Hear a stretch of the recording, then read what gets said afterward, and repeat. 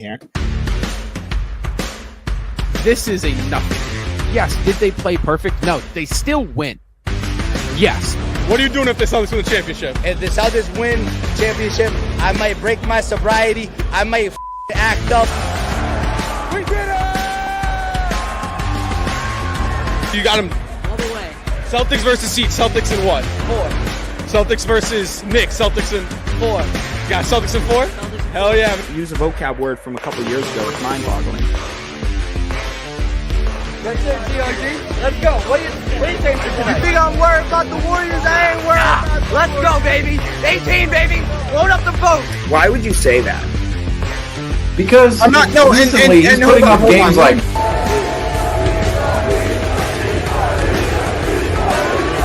Above our head for the players. Literally right now. But I think when Marcus, especially Marcus, when he got traded, I think that was a wake-up call. You think right now Rob, it's still New York? I do. And when I think of the Celtics dynasty, honestly, one of the first names that comes to my mind is actually Brad Stevens.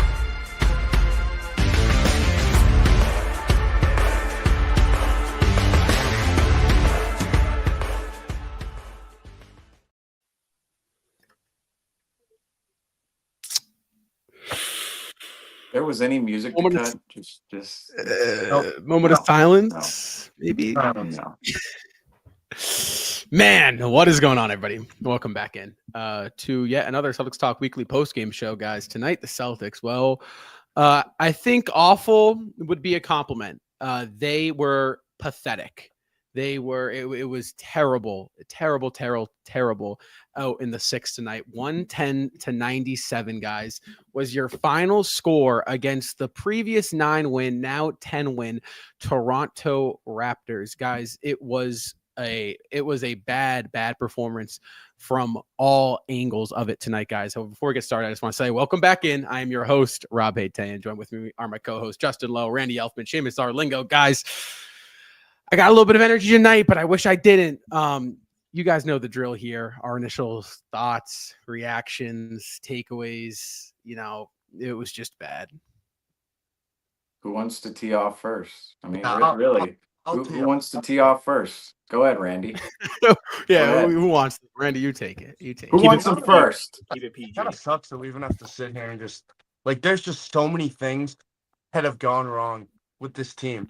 I mean, tonight I'm trying to just think of words to even say. I mean, we saw the Celtics face basically a G League team. I mean, Jamal Shed, Grady Dick. I mean, I haven't seen Scotty Barnes play like that since he was at Florida State. I mean, come on. This team is a disaster right now. And, tonight was just honestly just summed up basically the last month and a half, losing to a team that honestly could not even be in the NBA, really. And we made them look like, the 2017 Warriors. And it's just, like I said, I don't even have words. I mean, to lose that bad. I mean, this team doesn't even look like they want to play basketball. Why don't we just go out there and play? Right? I mean, might as well. I mean, that kind of money, I'll gladly be there. I mean, we've talked about it over and over. It's just effort at this point, and it's I don't even know what else to say. Maybe a big change is coming for this team. I don't know. Is Joe Mazzulla pushing the wrong buttons right now? We'll see. A lot of questions. I don't know what's going on. Someone else take it from here. He doesn't want it. Well, first of all, let's address this comment. I mean, I agree. The intro, it's like we need a sad intro for this month of January. I know. I was thinking about that as it was going on. I was like, I'm a little too happy right now. What is going on? Yeah, it's like it's supposed to be a fun time on the post game, but when the Celtics are losing, it's just it's all around. It's like there's the championship hangover goes far beyond what we're seeing on court right now. It's everybody. It's Abby Chin is so happy reporting everything on the sideline, and Drew Carter and Scal, they're just so happy-go-lucky to be on the broadcast, and we come in here and our intro is happy, yet the Boston Celtics record right now, 28-12 after starting the season, 19-4, and I mean, it's now been almost a month, where we're talking about consistency with this Boston Celtics team and the team gaining back consistency. And we're back into the loop of, oh, great, we won against the Pelicans. Wasn't great, but at least a win is a win. And hey, we're kind of turning the corner here, maybe turning the corner there. But never no. said we're turning the corner, dude. No way. No. Last post game, I said, yeah, I'll take responsibility for this. I did. You guys weren't saying it. I was more so saying during the stretch of January, it's like, okay, we're 5-2. We're 5-2. We're kind of, turning the corner a little bit in some of these games, specifically that 3-game win streak against the Raptors, the Timberwolves, the Rockets. And then you come in and play well against Oklahoma City for one half, of course. I'm not going to ruin the second half, I swear. We can't. After that, it's like that after that, you below play that never stops mentioning he was a varsity athlete. You play a good game in Denver if you're the Boston Celtics against the Nuggets, even without Nikola Jokic. That was a tougher game than some may have looked at it on the surface. So they play a tough game there, and after that stretch, we're going, all right, 4-1, it's not bad. But then you come home, you lose a terrible game to the Kings. You almost lose to the Pelicans on a buzzer beater by CJ McCollum. And then we go up to Toronto, and Justin, you were saying a wire-to-wire, blow them out by 50 win. And that was far from what we saw tonight. Far. I mean, it was with 70 points on the other end. It was a 70-point turnaround from what we saw against this Toronto team last time. Well, let's see. What was the actual margin? What was like 67-point turnaround, I want to say, because they beat us by 13. Last time we beat them by 54. But what's particularly frustrating right now from the Boston Celtics is it doesn't look like they want to be playing basketball out there. Randy said it already. The whole game, it just felt like the team was going through the motions on both ends of the floor. The broadcast was honing in on the defensive end, but the offense, it almost felt like, all right, yeah, let's get into our offense now. And there's just no intensity on either end of the floor, specifically on the offensive end. You got to be doing things with intent to go downhill, get that bucket, really create those open shots from the perimeter. It really just felt like, we're going through the motions here tonight. We're just going to run our plays the way they're supposed to be ran. But nobody was doing anything with intent throughout this entire game. And that's really what stood out for me from this Boston Celtics performance tonight, is just really Peyton Pritchard on the top of the screen here.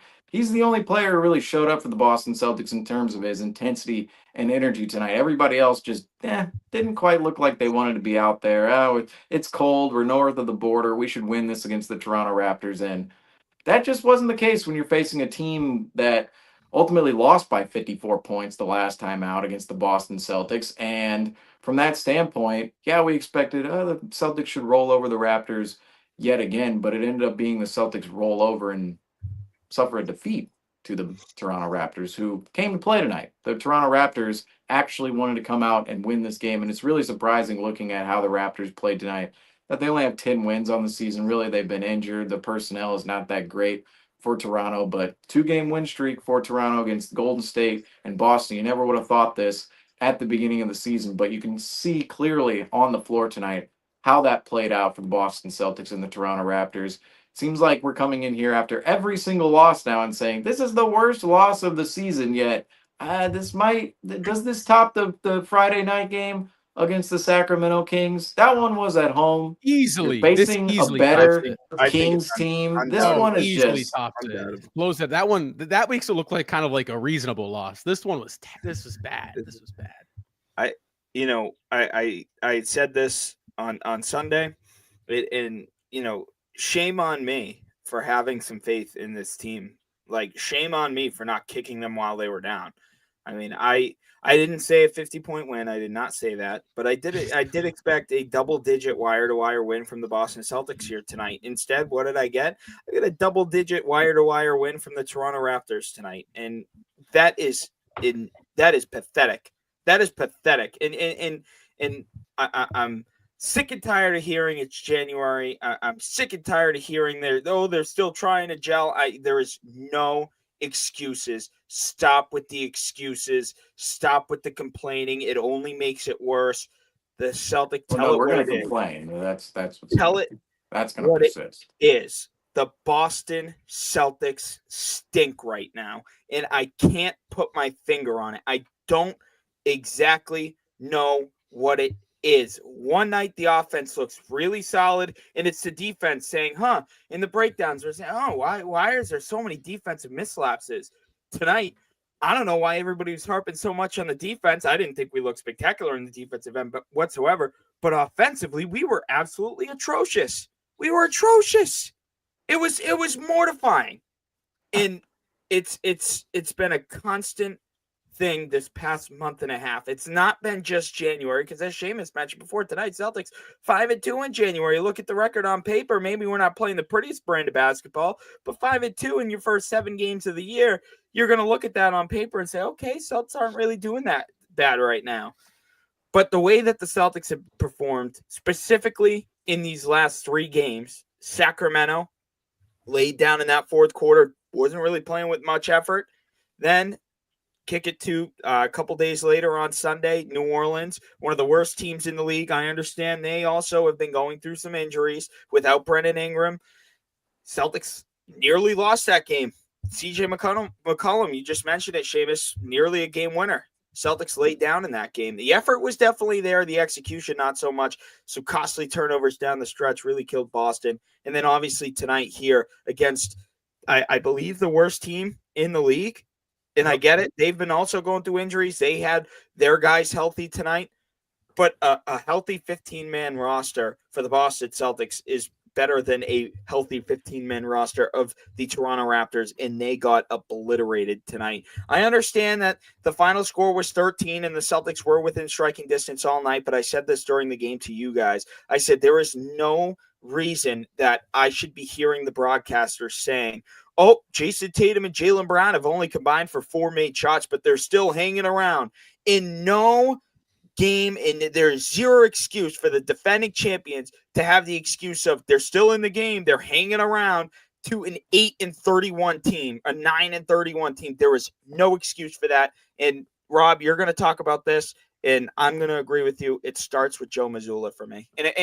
And really quick, the starting lineup. The starting lineup has been terrible. I've been on their ass all week long, all month long, really. And tonight, they just proved my point further. A -83 tonight for the starting lineup. A -83, a +18 for the bench. Yeah, I think that right now, you can't just point the finger at one person. So I will say that before I get in this. And I think we all could kind of agree on that. Yep. Tonight, I mean, we've said it. I don't want to be a broken record. The Celtics were pathetic. I mean, this is probably the worst loss we've seen under Joe Mazzulla. His tenure here, 2.5 seasons now. This is no doubt the worst one. And I will say this, my question, I think, to the Celtics nation and to the Celtics themselves are, how much further down this rabbit hole do we want to go? Because right now, the brand of basketball that we are playing is not working. And it hasn't been working now for just under 20 games.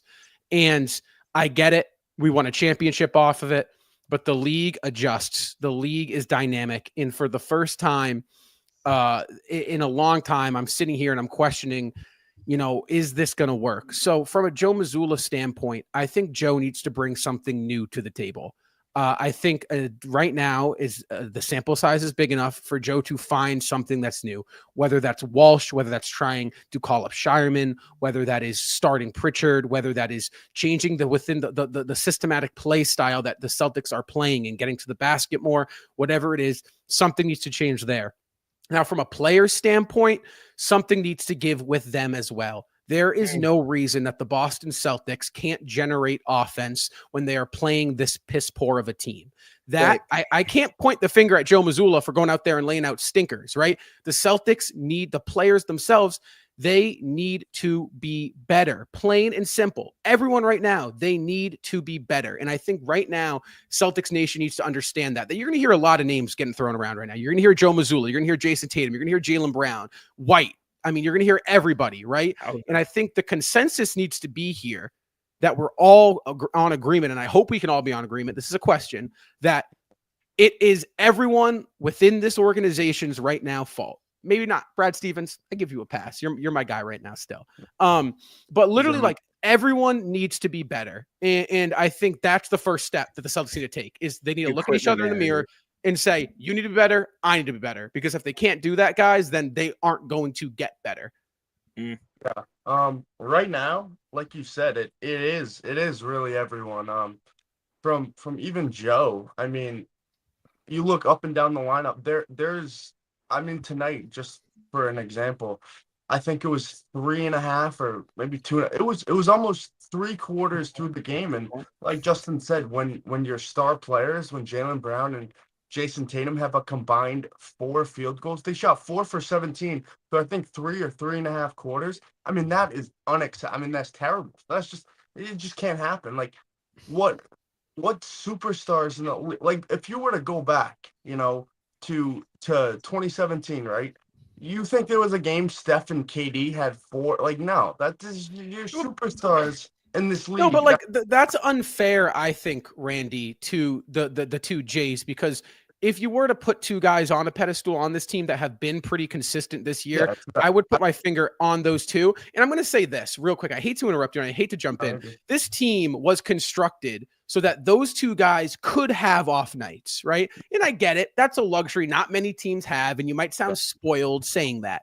But the truth is, that's what this team was constructed to do, was that they are so good that no matter if Jason Tatum's going for 40 or whether Jason Tatum's going for 20, this team, it's going to be one player any given night. But right now I'm looking, and Holiday's not giving you anything else. White's not giving you anything else. Porzingis has barely been giving you something. So it's like, while I agree Tatum and Brown, they were terrible tonight, I don't think it's fair to them to really their first bad game together, where they both play bad, probably of the year. I mean, I want to say Cleveland was pretty rough, but like again, like this roster was constructed to that's not a problem. And right now tonight, I'm sorry, I'm looking at Derrick White.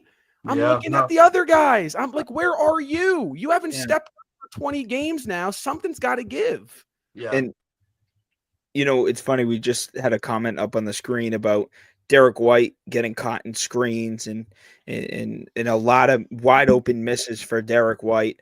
I think I alluded this. I think I made this point to you guys. I don't know if I said this on the podcast or the show the other day, but it almost feels like Derrick White. You remember when we first got him in 2022? How he's playing that like more uncomfortable role where he's just kind of sitting on the wing, not really in the flow of the offense, and he's just kind of shooting threes, and it feels like his rhythm just isn't there, and that's what it feels like right now with Derrick White. He just doesn't feel included in this offense, and when he is included, he's not converting. Which and I hate to speak bad about Derrick White, but you just have to tell. You just have to. It is what it is right now, and Derrick White is playing probably his worst stretch of basketball in his career. And I even said this to you guys, this had to be one of Derrick White's, if not his worst game we've seen from him. But I really don't see a world, obviously, where Derrick White continues to play like this. It's really hard. Saying that though, we keep, that's the thing though, Justin. Like it's been in the past, I don't know, maybe the end of November. 4 games, past 4 games specifically. Past 4 games. He had a phenomenal Houston game. He had a phenomenal Minnesota game, maybe a little bit before that. But and you know what? I agree. He's been off all year, and that's why I keep saying, like, it feels like the Derrick White that we kind of saw when he first got traded here. It's like he's playing uncomfortable. It's like he's not comfortable. Can I ask you guys something? Yeah, go ahead. Especially you, Justin, right now. He's playing uncomfortable, right? So if you look at Derrick White, what does he need to do exactly? Like how does, because it's easy to point that out. I'm with you. Derrick White's been terrible, but my is where does he go? What does he do? How does he get back on track? Where's all the rim rolling he did last year? Where's all the attack? Where's the attack? Right. That's what got him into the All-Star conversation. Not sure how he's in the All-Star conversation right now. And I hate to sound like a hater. I really do, but I'm not sure where that's coming from. Maybe it's defensive plays, but even that defensively, he just doesn't feel as sharp as he was last year. But no, he absolutely doesn't get a pass. And if there's anybody to kind of call out here in this recent stretch, it's Derrick White. He was a -29 tonight. He really hurt the Celtics when he was, and he's my favorite player of the team, but sometimes you just have to be real. And say the truth, man. You got it hurts to talk about Derrick White about this, because for the last 2.5 to 3 years, we've had nothing but positive things to say about Derrick White. In this recent stretch, there is no excuses. He has really played piss poor basketball as of late, specifically here in these last 4 games. I mean, the guy's putting up 12%, 13%, 0%. Like, those shooting numbers are just horrendous, and he's not helping himself whatsoever as of late. Yeah, I mean, a player is only valuable until they're not, and that's just true in any sport, especially in basketball. And Derrick White right now, he's fallen from grace. He just has in the last really month, and really just this season entirely. I thought coming into the season, he came into the season out of shape, and nobody really talked about it because we just won a championship and the team was actually playing well to start the season.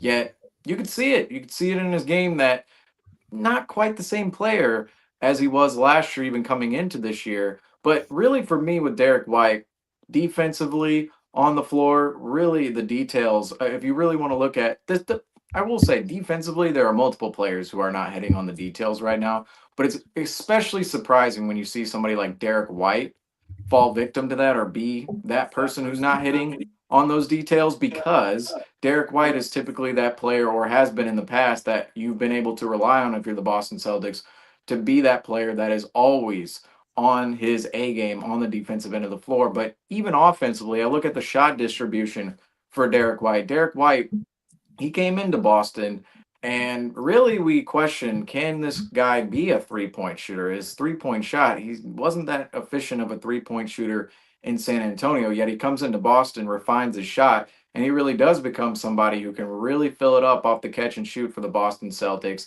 And yet this year, it just feels like he's leaned way heavily into that aspect of his game, to the point where he takes 9 shots tonight, and 7 of them are from beyond the arc. And that's been the constant theme with Derrick White is, Derrick White, you look at his shot chart every single night, and most of his shot attempts are coming from 3. And Justin, you kind of already mentioned it. Where is that driving? Where is that intensity from Derrick White going downhill, getting those easy buckets at the rim, collapsing the defense, creating for others on the perimeter? I mean, if we sound like a broken record really on here when it comes to Derrick White and talking about that specific conversation, because we've now been talking about it for nearly a month, maybe 3 weeks is the fair statement there. But yeah, 1 of 7 tonight from beyond the arc, 2 of 9 entirely, and minus 29. I mean, Derrick White tonight. Have we ever seen that? This goes along. This goes along with the theme that we've been talking about for the past 3.5 weeks with Derrick White. And we didn't want to say anything bad about him to start the season, but the reality is he hasn't been good most of the season, and he'll have good performances here and there. And we really saw that stretch, that 3-game win streak, right? And one of them was a 54-point win against the Toronto Raptors. So we know he can do it against this specific team. We saw that 3-game streak against the Raptors, the Timberwolves, and the Rockets. Derrick White, he was turning the corner. Yeah. He was turning the corner to be the player he was last year, and he was really hitting on the details on both ends of the floor. And yet now he's reverted in the past week and a half back to where he was at the beginning of the season, even halfway through, in which we're halfway through now, but the halfway point, the quarter mark, I want to say.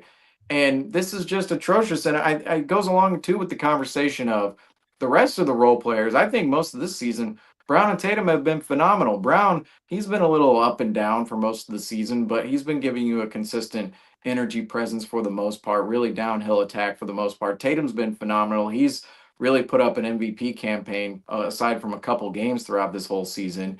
And outside of those 2 players, they've really been the silver lining. Brown and Tatum, they've been the silver lining during all of these stretches right here where the Celtics can't get it going. It's all the other guys. It's all the other guys. We're not getting anything out of Sam Hauser whatsoever. He had a charity 3 down the stretch. Otherwise, he would have put up a donut tonight. I mean, you look at Sam Hauser's shooting line. Oh, great. He was 1 of 6, 1 of 5 from beyond the arc. Well, yeah, without that one garbage time 3 that didn't matter whatsoever, that put us, we lost by 13 instead of 16.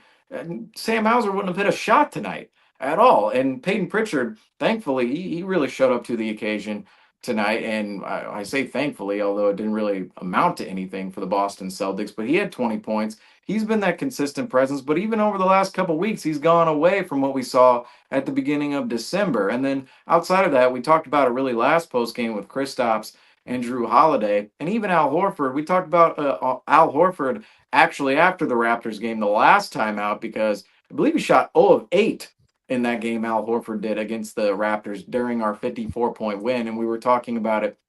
Me, Franco, and David on here. We're talking about Al Horford. He took nearly 80% of his shots in December from three. From three. And that's just not going to do it when you have a skilled big man who can really pass out of the low post. And I understand the physicality when it comes to Al Horford. You can't always do that and have him battle other bigs throughout the entire season when you're trying to exhaust him for a playoff run. But at the same time, it kind of goes in with, does this need to change a little bit for Joe Mazzulla in terms of the rotations, who's playing at what times? And I will say, I do agree with the comment that came up from First to the Floor on here, that I think it's more of a player problem than a coaching problem, but it still goes back on coaching a little bit from the standpoint of what rotations you're playing at what times. Plus, you're getting these guys up to play in the locker room, and it really doesn't feel like these guys are getting up to play whatsoever, specifically the role players. And I wonder, really, I hate to say it, but some of these guys, they're over a decade into the league. They're a little older. It's like, at what point do we see a little bit of a decline here? Do we see the prime of this team last year? Are we seeing more of a decline this year in terms of the actual energy and intensity that this team is willing to put out every single night? We're looking at Porzingis. We're looking at Holiday. We're looking at White. We're looking at the rest of the bench. Brown and Tatum, like I said, they really haven't been the problem points during this stretch, but it's really been everybody else. And it just starts to raise questions that we really never considered this season about, does a particular move need to be made somewhere around the fringes of the roster to actually bring somebody in, even though you're hard capped if you're the Boston Celtics. There's really not much you can do whatsoever to fix this roster if that is particularly the problem. And you really do have to ride this out. But it starts raising a bunch of questions that we never thought would be asked about this team last season coming off the championship year. Right now, the team as a whole just does not look anywhere close to where they were last season. Even in January, we talked about a few post games ago. Oh yeah, they were 11-6 last January. Maybe this can be a January slump, but at this point, this is beyond. This is more like 2021. This isn't even like 2023. This is like 2020, 2021, where one game we're going, okay, we beat the Pelicans, and then we're losing to the Raptors again. 2 games after we lost by 17 on our home floor to the Kings. These are just uncharacteristic moments for this defending championship team. And I'm with you, Justin. I cannot put my finger on what it is. It's the team not playing with intent every single night, not playing with intensity and energy. And that's all I can come up with. But why that's happening, I tried to make the excuse against the Sacramento Kings. Oh, it's January. They're not coming into play every game. But these kind of losses really should not be happening. Like when there's 8 minutes left in the game, and you're down 10, we're texting each other like it's over. Like this team, a 10-point lead, it feels like a million points right now because we can't create anything offensively and we can't get a stop. It's bad. That's ridiculous. Asking for Shireman. Yeah, I don't think that's the fix either. I don't see a Wall, Shireman, Springer. Let's just throw him in there. This revolves around the core of the Celtics, in my opinion. It does. And I mentioned this. I mentioned this the Sacramento game. It's an effort thing. It is. I can't put my finger on exactly what it is, but I could definitely 100%. I do. I do think it's an effort thing, 110%. But I do agree with you, Rob, when it comes to this. How long can we get away with saying, well, feels like they just can flip the on and off switch whenever they want? Because guess what? This past month and a half, it really feels like the Celtics, even in their wins, maybe besides there's a few wins in there that you could say like they were definitely on it, but it recently it feels very off with this team, and I just can't exactly figure it out. But I do think the effort has been piss poor. I do think an effort that the effort is not there. It is not there. You can't tell me it's there. You can't convince me it's even remotely there for this team right now. Yeah, I just saw. You can see it's noticeable. A couple minutes ago, but I just want to talk about this real quick. I saw a comment and it said Derrick White, going back to the whole Derrick White thing, he knows he's kind of in a slump right now. And honestly, like Seamus was saying, he shot 7 threes. He hit one of them, and I think it was early. It might have been his second or third three. And at that point, it was like I saw him. He literally like looked up to the heavens, and he's like, "Thank you, I made that finally." And it's honestly like that's kind of how I feel like a lot of the Celtics are right now. Sam Hauser, I mean, he's done nothing off the bench. Pritchard's been great. I mean, I really have no complaints with Pritchard. Actually, I was telling Rob a little bit about this, how at this point in the season where we are, something has to change. And my proposal right here is I think we give Davison a chance. We bump Pritchard up to start. We bump Drew out of the starting Then who? lineup. Drew Holiday. Yeah. I trade for Holiday. I don't know. You know, Rob and I were talking about this. I have no idea what we could even get for Drew Holiday. But we start Pritchard. I know Pritchard, you know, with the whole 6th man of the year, we want to give him the award. But at this point, it's like, do we really care that much about the award, or do we want to win? That's really what it comes down to, right? So I think we bump Pritchard up to start, at least, you know, for a couple games, see what he has.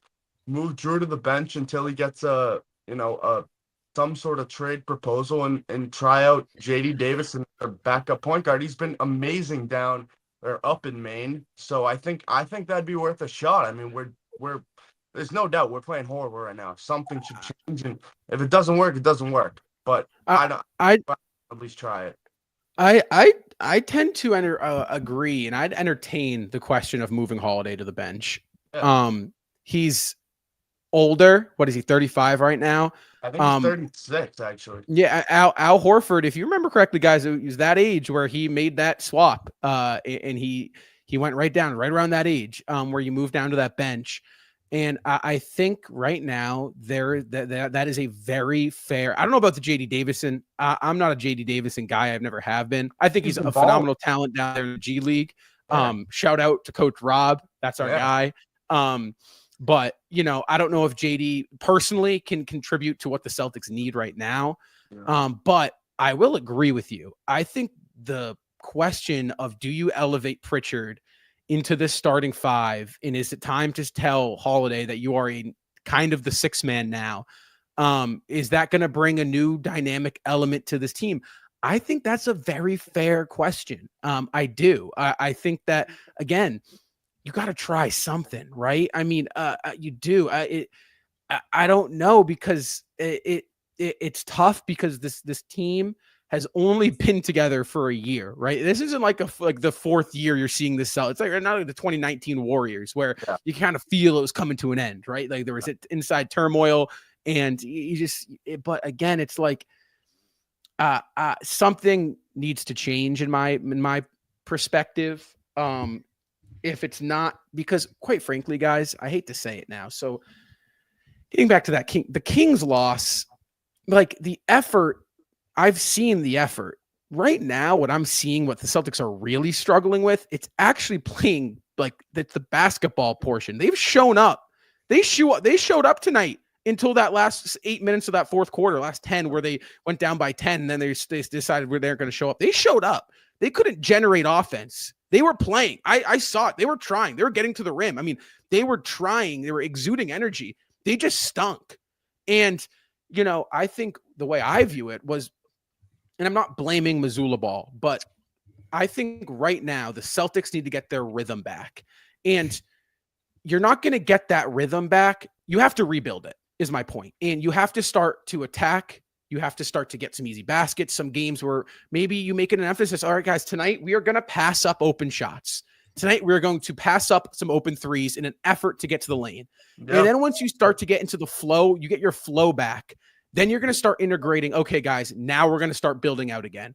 But right now, Boston is in such a team shooting slump that they need to go somewhere else. They need to start building from a different aspect of this game, because right now they are ice cold and they are still not changing.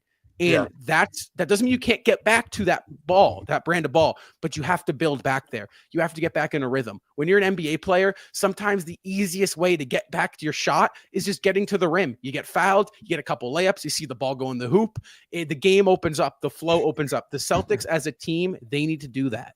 Getting fouled seems to be our biggest enemy now. We can't hit free throws to begin with. I know. Well, we talked about that like 2 weeks ago.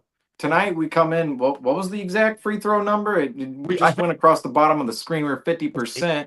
I mean, that's 9 straight. I believe it was 9 free throws that we missed. So we were 9 of 18, right? If I'm not mistaken, 9 of 18 on the night. Yes, 9 of 18 from the free throw line on the night. That's 9 points you just give up in a 13-point loss. And we've been clanking free throws. So much better.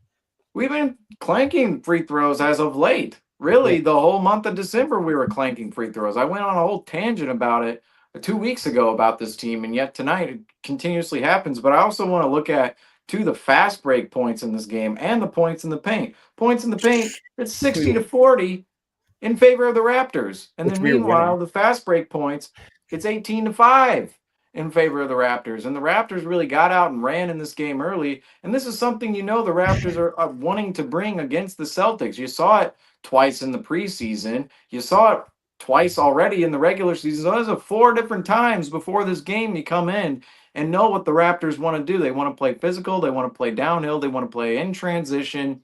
And yet tonight, the Celtics, they let the Raptors get going early in transition and allow it to persist throughout the game, 18-5 in terms of fast break points. And when the Celtics get into that type of game, just the back and forth game, the offense becomes hectic for the Boston Celtics. And that's really what we saw down the stretch. I think, really personally, the offense tonight was one of the weakest links of this entire team. You can say whatever you want defensively. It was the weakest link. Everybody was talking about defense, but really 97 points on the offensive end of the floor. And really, I believed offensively we were just not running the offense in which we know gets us open shots. And I think guys were making poor decisions. I think guys were going through the motions on the offensive end of the floor entirely. I think they were literally just going out there and going, oh, this is the offensive set.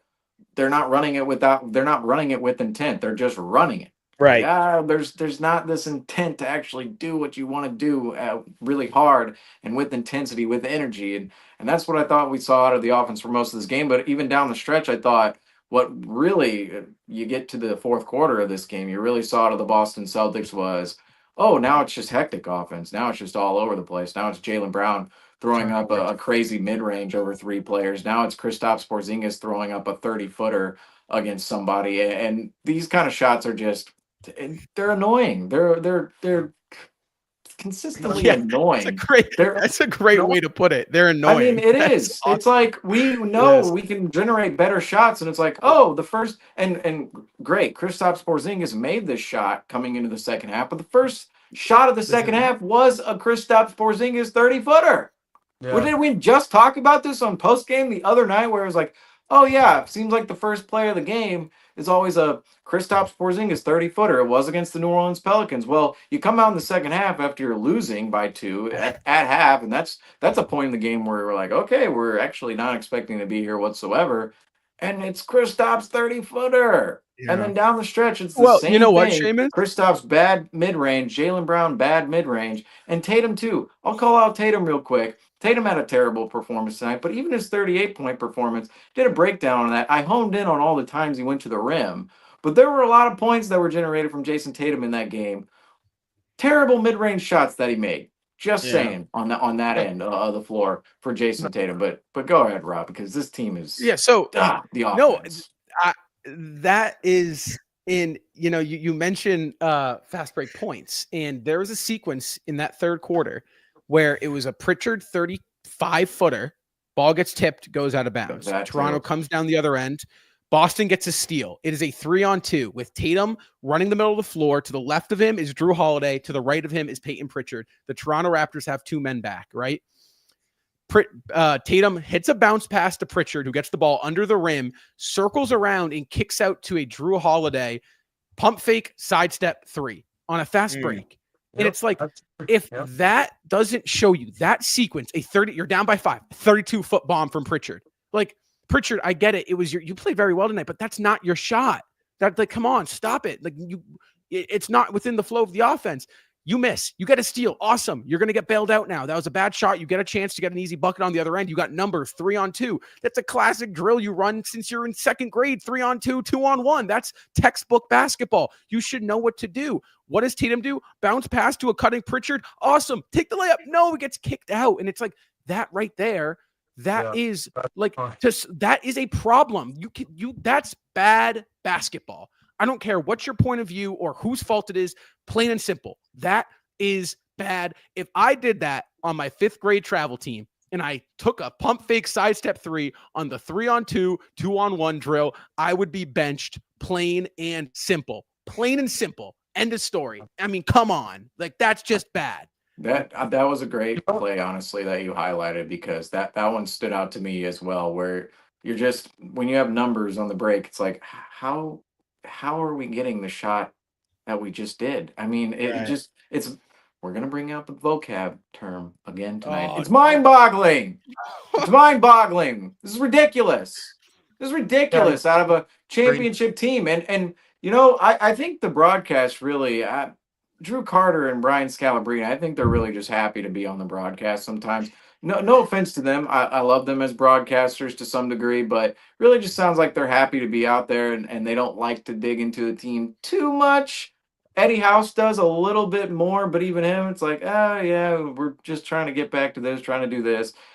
The broadcast, when are we gonna really go in on this team for some of the shots they're generating and really some of the losses which they're starting to rack up now, because it's inexcusable. It really is inexcusable. The other night I tried to say, okay, it's January, we're going to turn up to another level later on in the season, and to some degree I believe our intensity will be better later on, but even during the stretch we cannot be going up to Toronto and losing by 13 points to a team we just beat by 54 2 weeks ago.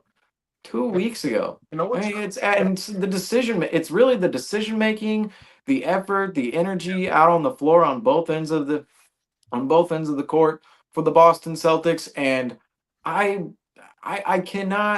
still cannot come up with a good reason why this is happening with this specific team right now, other than championship hangover. Maybe we just don't care as much. Maybe we're not as hungry. Other teams, you're seeing the Cavs and the Thunder, they're hungry to go win a championship this year. We just did it last year, and there does seem to be this aura about the Celtics, and even from the entire Celtics nation, that, oh yeah, we won the championship last year, like we're that team right now. Oh yeah, that we're that team.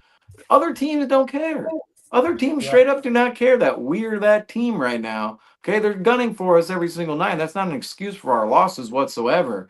But when the Celtics are coming out and playing, oh yeah, we just need to go through offense, and oh yeah, defensively, oh yeah, we got these red. It's like they're not playing with intent. I want to bring that up a million times tonight, because that's really what we saw on the floor. Is the Celtics terrible decision making defensively, offensively, and not playing with intent out there. It doesn't look like they really show up to a basketball game thinking, we want to beat this squad tonight. They think, oh, we're going to show up and we're going to win because we're going to run all our sets, and it's going to be all fine and dandy, and we're going to come out with a win in Toronto. And that's just not the intensity this team should be bringing to the floor every single night. I believe that they should be scaling themselves back a little bit for the later portion of the season, sure. But this right here, this game, the Sacramento game, these games can't persist. And look, Justin, you said it can't happen the other night. I would disagree on it can't happen. You can have one game like this.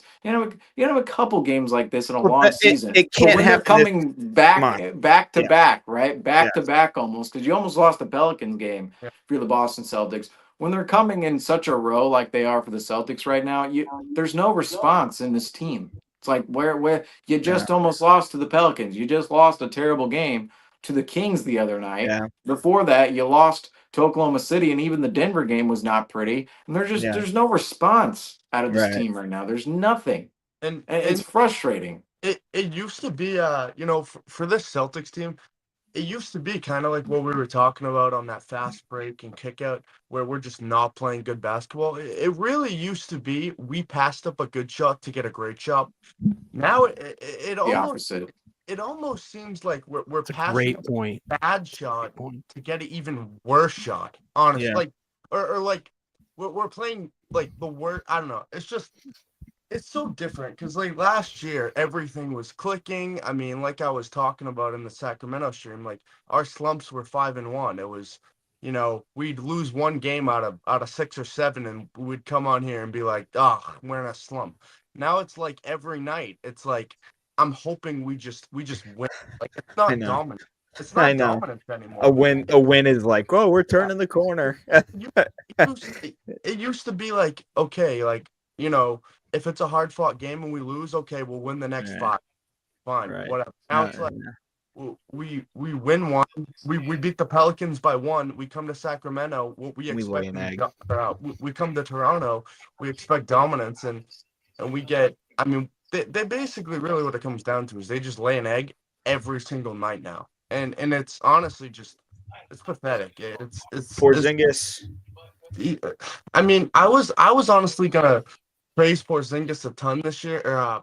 This game, you know, he came out 4 for 4 from 3. I was like, oh, that high screen from Tatum. He's coming off. He's shooting these 30-foot bombs. They're going in though. Great, you know. But then down the stretch, as we were talking about, the Celtics go down by 10 with 8 to go, and I see shooting mid-range with a double team on him over 2 guys from 15 feet. Like, and then complains if he doesn't when, get a call. like I say this all the time, you know, when it's good, it's great. When it's bad, it is really bad. And I think that jump shot over 2 guys with, you know, 6 minutes to go or whatever it was, you know, with 2 guys on him, I think that really summed up tonight. It was like, we're down, we know we're losing. Why don't we get our shots up? Right. I mean, Porzingis after the game here said no spirit, no personality, and he said tonight we feel like shit. We feel like we played some really bad basketball tonight. So I mean, they know, but it's like at what cost though? When if you know about it so much and you guys know what's wrong, then like why are we giving up 38 points in a fourth quarter to the Sacramento Kings? Why are we nearly losing a basketball game at the buzzer to the New Orleans Pelicans? Why are we getting blown out at the end of the game by the Toronto Raptors? Why is all this happening? Fourth quarter tonight, Justin. 15 point. I mean, I'm not going to do it. If they know and they are so aware of the issue, why is nothing changing? It stretches like this. Like it stretches second half of Oklahoma City. Where honestly, it's times like this where it makes me feel like if we were to go into the playoffs right now, like what team in the East even can we like even confidently say we would beat in a 7-game series right now, playing how we are right now? Like honestly. Well, you know what? I just came out literally 2 days ago and said I still picked the Celtics in a 7-game series, and I look like a fool now. So I don't. That's a great question. That's a great question. What teams are we beating? Maybe we beat a team in 7. I mean, come on, but I've on so many different podcasts. Oh, I think we could win in 5 against all the East, or even in 4 against all these teams in the East. And now, yes, here I am switching it up, saying if we went into the playoffs right now, I do not think we are right now. Winning. I don't think we are. Yes. Well, I mean, how about this? Well, I want to throw out this stat. Jason Tatum did not shoot the ball in the fourth quarter. That's terrible. And he was having a terrible game, mind you, but what? It's okay. How's that happen? Jaden Springer had. We were in the game. We were in the game. See, this is what's so frustrating too. It's like some of these moments. Oh, we're down 10. It's like it's over. So it's like we're in the game. We're in the game. We are in the game. It's ridiculous. Sorry. Go ahead, Justin. Go ahead.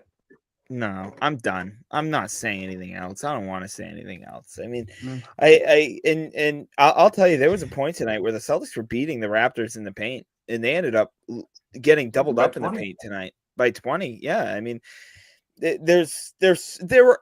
Again, we mentioned this earlier. We don't really know quite what to put our finger on, but we have 10 fingers. We can put at least 10 fingers on different issues that are going on with the Boston Celtics right now, but we can't figure out which one is really pinning them down. But that's all for me, man. I mean, I'm reading all these quotes by Kristaps Porzingis saying, "Oh, we know what the issues are, and we're lacking effort right now, and we feel like shit." It's like then then they go out there and show some effort. Don't look like shit. And start to play your brand of basketball that you guys know you're capable of playing on an every night basis. I also don't know what to believe from Kristaps Porzingis anymore, because he said they had a players meeting trip before the West Coast trip, and Al Horford comes out after the West Coast trip and says, "I don't know what he's talking about. We never had a meeting." So I don't know. I don't know what to believe from KP anymore. A smile and a wink gets me charmed. So I don't know what else to believe here. If you know the issue the issue, why can't you? Why isn't it fixable? I don't get it. Explain it. Well, let's real quick. I'm sorry. Let's just I do want to talk about the player spotlight tonight. Peyton Pritchard. I do. There needs to be at least some positive in the air, guys. So tonight, Peyton Pritchard is your player spotlight. However, before we talk about Pritchard, guys, I just want to give a quick shout out to the sponsor of the post-game show, SeatGeek. Guys, SeatGeek is the best ticketing app out there on the market, with a phenomenal system that shows you whether or not your tickets are worth the price. Green, showing you and telling you that they are worth it. Red, telling you to stay away. Guys, use code Celtics Weekly at checkout for $20 off your first purchase. The link is in the top of our description below. Guys, again, huge shout out to SeatGeek. Let's talk about Peyton Pritchard tonight real quick. 20 points, 2 rebounds, 4 assists, 1 steal. Guys, obviously Randy posed the question of Pritchard. Is it time to elevate him to the starting lineup? Is it time to give him more burn? Where are we at right now? Should the Celtics utilize what Peyton Pritchard has been giving them, or do they need to ride out this storm and keep Pritchard on the bench? I mean, it's tough right now with Pritchard because I really do. I love the spot he's in. Like when the starters either get tired or guys aren't producing. It's great. It's nice to have him come in and just. I described him as kind of like the professor, where it's like he's just so shifty and he just gets downhill. I mean, he's what, 6 Looks feet? like him too. Yeah, he's 6 feet. And Yeah. I mean, I feel like that doesn't really showcase his full ability at that point. Like, he gets downhill and he's going up against these shot blockers. He's just bodying them right off the ball, and then he's just laying it up and in. But also when he gets downhill, because of his ability to do that, he now gets double, even triple teamed, and then he makes the right play every single time. He's just a consistent playmaker off the bench. And I mean, it's unfortunate because he has to kind of be on the bench right now. But, like I said, I think we need to send Drew to the bench and let Pritchard kind of command the offense, at least for the next couple of games, because I think Pritchard's earned it. He deserves it. He's a consistent shot maker. He's a consistent playmaker.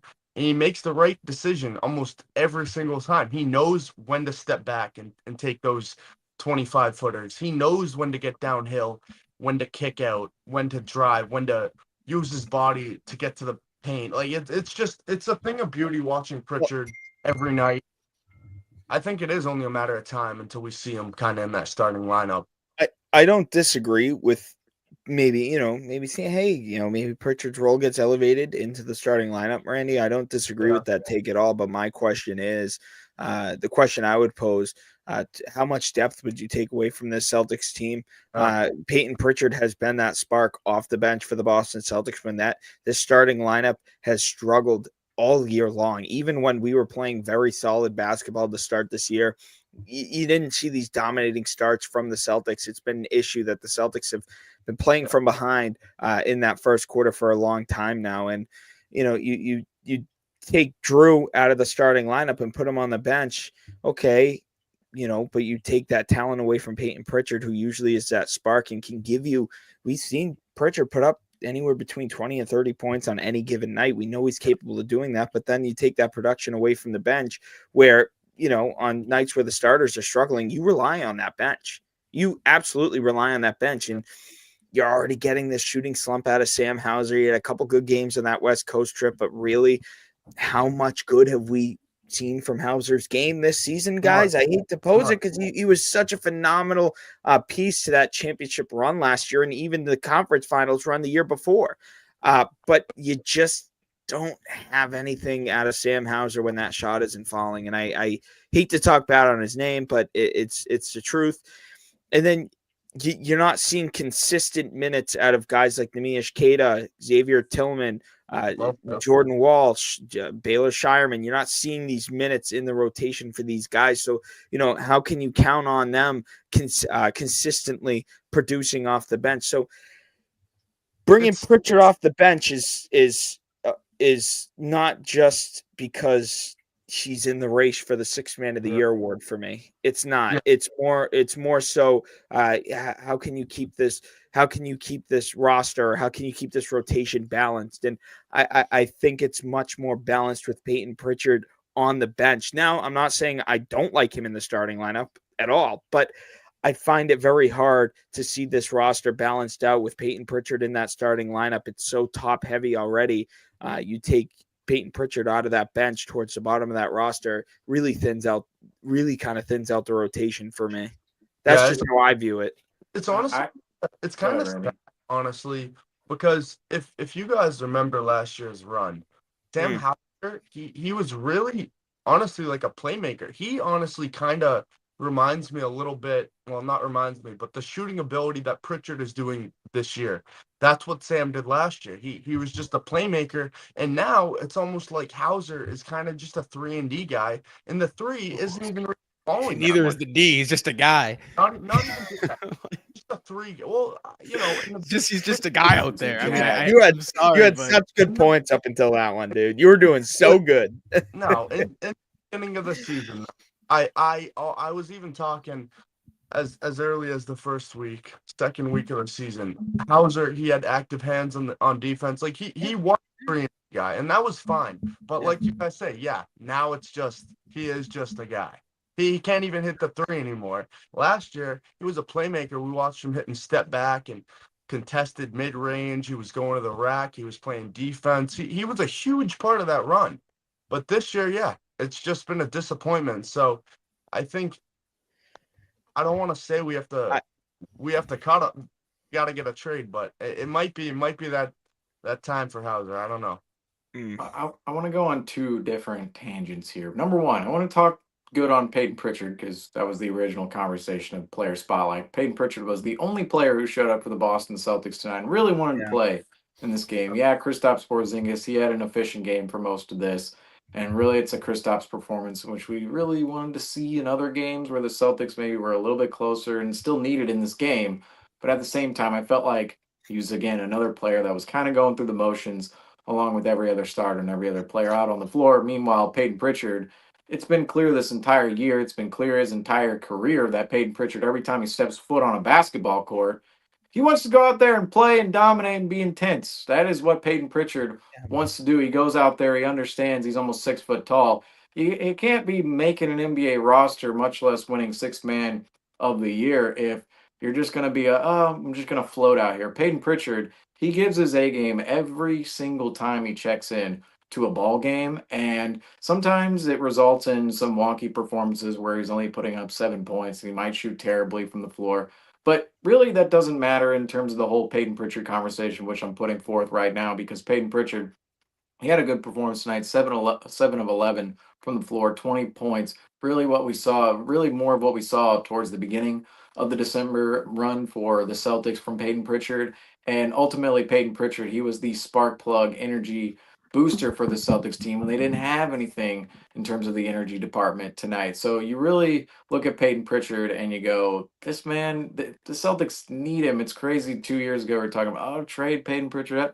Right now, the Celtics need him more than ever because the rest of the team, when they're not bringing their energy, they're not bringing their intensity, they're not bringing their intent to the floor. Peyton Pritchard is coming out there every single night and going, look, I'm not going to make it in this league if I don't play with some energy on every single possession on both ends of the floor. And Peyton Pritchard tonight was phenomenal from an energy perspective and even just being efficient from the floor. So if you want to take a silver lining out of tonight, out of really just a terrible night from the Boston Celtics, it really was Peyton Pritchard going out there and showing the rest of the NBA world that, yep, this is the Pritchard that we all know and love. But outside of that conversation, I'm going to go and tangent off to the whole, should Peyton Pritchard be in the starting lineup? Should Jrue Holiday come off the bench? I tend to think when you're shifting a lineup around like that, you might be cooked. You might be cooked if you're Yeah. trying to. Yeah. I see the balance in. Do we want to figure out what's going on with the starting lineup and figure Right. out the current structure of the team, how it is? Do we want to figure out how to win like that? Or do we really want to just shift everything around and try to find new things? I feel like when we're shifting everything around and finding new things, that's when things are really dire. I don't know if they're Mm. that dire right now. Even looking at the record, it feels like the Celtics are just not having that great of a season overall right now, especially after December. Yet you They're still look at the 16th record, over and we're 500. still only 3 games behind where we were last year. Yeah. Still crazy to think about. Last year this time we were 31-9, and now we're 28-12. So we're really only Yeah. 3 games behind where we were. So it's not that dire. We're not 2018-19 Celtics. We start out 10-10 and then just going downhill from there. Although that team did go on an 8-game winning streak, and then they really went downhill after that. That was it. That was it. And the West Coast road trip. Oh, we beat the Warriors, but that's it. Won't go in on that team. That was the old version of the second half in Oklahoma City, where you just had to keep bringing up the Oh, here we 2018-19 go. Celtics. It came But up. anyway, that Dude. team did no, but that team was kind of an example of how once you're cooked and just trying to find anything out on the floor, you're starting to shift around lineups all over the place. And really, I want to say for the Celtics team, it's not quite that dire right now. And I think there's going to be more time in order to figure it out for the starting lineup the way it's currently constructed. So I would tend to lean that way on that. We're going to keep the starting lineup how it is and keep bringing Peyton Pritchard, that energy spark plug, off the bench. But it will be a more interesting conversation in time, in my opinion. It still is quite interesting right now. But if this were to persist over the next 2 weeks to a month, I think you would definitely entertain that conversation a lot more if you're Joe Mazzulla and the coaching staff, because I even is it Holiday? Is it Derrick White coming off the bench? I think maybe if you put Derrick White off the bench, that could ruin some of his confidence that he's already seemingly. I mean, it seems like his confidence right now from 3-point land is a little down, I would say, this season, particularly, even though he keeps taking those shots. I don't know what that would do to him if you really took him off the starting rotation and put him on the bench. If that would be better or worse for him. I think Drew Holiday would handle that a lot better personally, and I think Drew Holiday would fit with the bench a lot better. So I think he would likely be the option at this moment in time, and he could be your defensive energy spark plug off the bench. Peyton Pritchard, he has played both ends of the floor this year, but he's really more offensive oriented in terms of what he's giving you off the bench. Whereas Drew Holiday would give you more of those really defensive possessions that the Celtics team needs.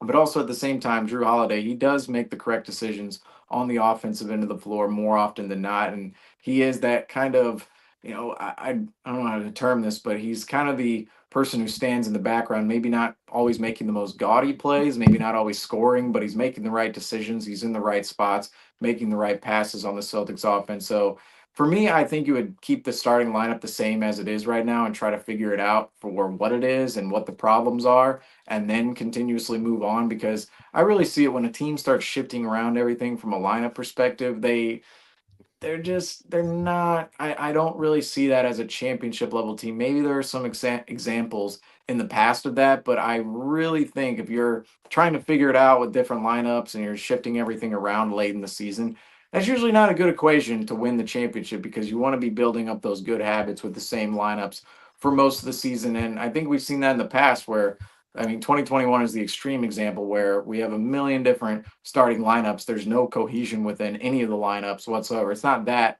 dire for the Celtics team whatsoever, but you really want to see a consistent familiarity within the lineups. And last year we saw this starting lineup, the starting five of Porzingis, White, Holiday, Brown, and Tatum. They were one of the best lineups in NBA history last year. They were really that what did the Warriors call it? That the death lineup, like the lineup of death, or what? They had a term for it, right? And that's kind of what we was saw it out the of this Compton lineup. Five? Was it the Compton Five? Sorry, I think it was the But Compton Five. but it was more about like dominating down the stretch. It's like, oh, here comes the five for the Warriors. But that's what it feels like the Celtics team has with this lineup. Yet they're not playing in that way whatsoever. Can I And ask you I think something, Seamus? it's more of they need to figure it out than they need to switch it up right now. So I want to ask you this. So, I tend to agree with you. I'd like to think they're going to get over this hump. If they don't, that They will. you know They will. they will. I guarantee But it. my question to you, Seamus, is that you see quotes like KP. We play with no spirit, no personality. You know, they've kind of Tatum, Brown's acknowledged it. They've kind of all acknowledged, like, listen, we're not playing well right now. And they've acknowledged it now for 2.5 weeks. And then you roll into a game against a team where it's like, even if you weren't coming back and getting back on track, this is a game where you can like at least fake it, right? They're that bad. It's like, oh, look at us. We beat the Raptors like they did a couple weeks ago. Oh, we beat the Raptors by 50, right? Oh, look at us. We're back. Like, are they just blowing hot air right now to the media? Are they kind of just like, oh yeah, well, we'll figure this out? Or do they genuinely care? Because it's been too long that they've addressed it, but not shown it on the court, I feel like. I feel like right now, as the losses, personally, how I see it, if the losses continuously rack up, is the more they're going to care. Because at first, when the stretch is 2 weeks long, say at the end of December, right, going into January for the Celtics, they're probably looking at it going, oh yeah, we lost a couple games. We're not really giving our full effort, but we'll be there. As the losses rack up, I think it really starts to get under everybody's skin, because it doesn't only get under the player's skin, it gets under everybody's skin around them and starts creating a terrible vibe to the point where it's like, you have to change something about this. There's no more blowing hot air. You have to do something about it. I think right now, we're going to see how they respond from this loss, because I think this is the first time we've really seen in the media that I think there's some quotes that we've seen tonight that I think are a little more powerful than what we've seen. There's been quotes in the past that suggest, oh yeah, they understand what they're going through is bad basketball. But tonight, when you're talking about no spirit out on the floor, when you're talking about no effort, I mean, those are kind of things that you look at and go, we can be a good basketball team if we just do this. And if we don't do this, they're going to continuously rack up losses like tonight, because tonight's loss was embarrassing. It was absolutely embarrassing for the team. I mean, the Toronto Raptors, this was a 67-point turnaround from what we saw on New Year's Eve against the Toronto Raptors. And you're telling me RJ Barrett is worth 67 points? Are you kidding me? That's ridiculous. There were a couple Raptors players injured that New Year's Eve game, but it wasn't this drastic to the point where, oh, and now you go up into Toronto and you lose by 13. And really down the stretch, this is a game in which the Celtics, down the stretch, there were 8 minutes left, and we were all looking at it going, this is kind of an impossible game to win. How is that possible? Yeah. How is that possible? We're talking about this because at the beginning of the season, remember that Indiana game? It was like the 5th game of the season, right? Or the 4th or the 6th game, whatever it was. The team started out undefeated, if anybody remembers this year, until that Indiana game. And even in that game, it felt like, all right, we can come back. And we did. We came back, forced overtime. Unfortunately, Pascal Siakam just hit a crazy 3 in overtime that you would give him 9 times. You'd give him 10 times out of 10. Take that 3, Pascal Siakam. We think you're going to miss. And fortunately for them, fortunately for the Pacers and Siakam, he hit that 3. We lost that game, but even in that game, we were down. I don't know the exact margin, but down the stretch, it was definitely a game where we're looking at it going, okay, there's no chance right now. And the Boston Celtics battle back.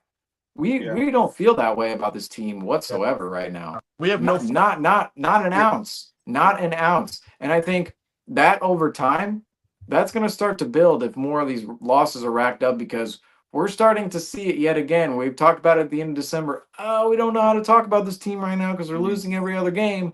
Then they went on a 3-game winning streak. We were happy. Then they went 4-1 in 5 games. We're like, all right, cool. Now we just got to go and win Sacramento, New Orleans, Toronto. And then you have a back-to-back against Atlanta and Orlando. And these are all games in which not only you should likely win if you're the Boston Celtics, but you're at least at the end of the game, you're going to have a chance to win. Okay? And tonight with 8 minutes left, we felt like there was no chance. That's terrible. And I really do think in terms of the media, they're going to care more as more of these losses rack up if they do. I really think so. I think they care more right now than they did on Friday against Sacramento. And I think they care more right now than they did, say, coming off that Indiana game on December 29th. I think that's the case right now. Well, this one has to sting way more. I I think so. I'm looking at the schedule here, and we have a back-to-back coming up Friday and Saturday. Both games are at home against Orlando and Atlanta. Paolo should be back for Orlando, and Trae Young should be back for Atlanta. Both those players missed the previous meetings earlier in the season at which Boston took losses. This, to me, back-to-back, you're likely going to be without both Porzingis and Horford for, each of the games, whether they, I'd be shocked if they both played in the same game, just with the way they've been handling back-to-backs. These are two games that, to me, are going to tell you if the Celtics are going to be able to really kind of dig themselves out of this. Because here's the thing, coming up on the West, and first of all, I said it a few minutes ago. I 100% think the Celtics are more than capable of coming out of this poor stretch alive. We mentioned it is January, but that's not an excuse. The Celtics are not playing their brand of basketball that we know they are more than capable of playing right now. But it's really, really hard to go into a West Coast trip with the type of play that we've been playing. And I really need to see the Celtics go in. And I said this on I said this. I guaranteed a Celtics blowout win because I had too much faith. Yeah, you're banned from guaranteeing anything. Why? This goes down the all-time worst. You're banned from betting. You want to go there right now? We'll go I stepped away. I knew when it was my time. I stepped away. I hung up the cleats, and I know. Let me tell you. Excuse me for believing in my team. Let me just say something. If I ever, there's a double standard on Celtics Talk Weekly. If I ever put out a take or a guarantee like Justin put out last game, and then this happened, I would be proclaimed the bad luck charm of all time. Justin, you're terrible luck. You're terrible luck. You are, dude. Right, the OGs of Celtics Talk Weekly know you're terrible luck. The first year we ever were on. This is a bad look. That's all I'm saying. No, it's not. Why? At least I'm giving effort. The friggin' Celtics on the parquet won't give effort. At least I'm putting the friggin' effort in. I'm still believing in them. I'm still showing up every night to the damn post-game show to discuss the same issues that we've been discussing for the past month and a half. And the Celtics in their press conferences also discussing what the problem has been the last month and a half, yet they're not fixing it. They're not going and making that effort. They're talking about how their effort has been poor. They're talking about how they just haven't been playing their brand of basketball. Then get back to it. You're the ones who control it. The 15 guys wearing green uniforms, the 20 assistant coaches, that is all. The equipment managers washing the jerseys, that is all for them to get better at. That in all jokes aside, that's the truth. Us four sitting here, us four goons talking about the Celtics every single night, that's not going to change the Celtics win-loss ratio. The Celtics can only determine that. They need to go out. If they know that the effort is the problem, now you're firing shots at us, man. Maybe you're talking about this is on in the locker room, Justin. I don't know what you're talking about. I'm just sick. I'm sick of hearing the excises. We're just not playing our brand of then play your damn brand of basketball. You guys are the ones controlling the game. I'm sick of the oh my gosh, the comments are rolling. I'm sick of the